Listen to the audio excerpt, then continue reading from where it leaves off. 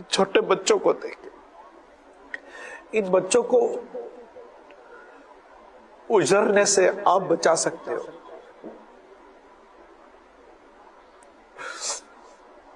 بڑے انوالو ہو جاؤ، آپس سے مت لڑو، اپنے خاندان کر کے بڑے انوالو ہو جاؤ، اپنی انا کو فنا کریں، لڑے نہیں، خدا کا واسطہ دیتا ہوں مت لڑو۔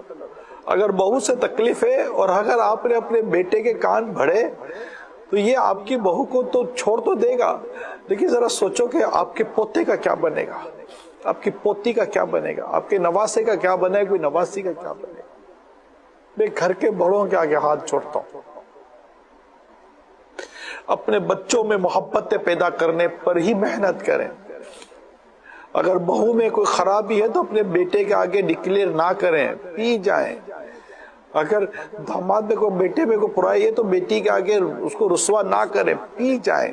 یہ دونوں لڑیں گے، شیطان خوش ہوتا ہے، اولاد اجڑ جاتی ہے۔ اپنی نسلوں کو اجڑنے سے بچائیے، اپنے گھر کو بچائیے۔ بہت ہی ایکسٹریم سچویشن ہوتی ہے گھر ٹوٹنے کی، مگر یہاں پر ایسا نہیں۔ طلاق اتنی بڑھ چکی ہے ہمارے معاشرے میں، اللہ کی پناہ۔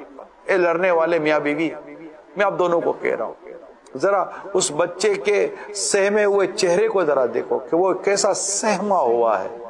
کیا کہ میرے ماں باپ الگ ہو گئے تو میرا کیا بنے گا؟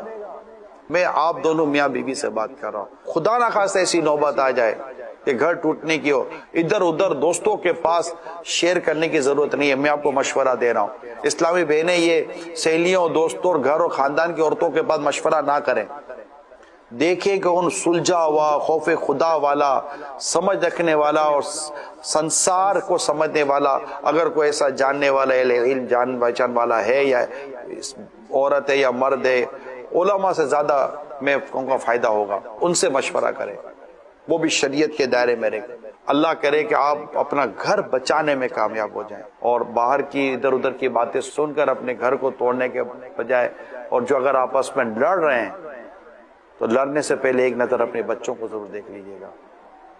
یہ آپ کے باغ کا پھول ہے، کہیں آپ ہی نہ اس کو رون ڈالو، کہیں کوئی کہنے والا یہ کہتا ہوا نہ چلا جائے کہ دل کے پھپھولے جل اٹھے سینے کے داغ سے، اس گھر کو آگ لگ گئی گھر کے چراغ سے۔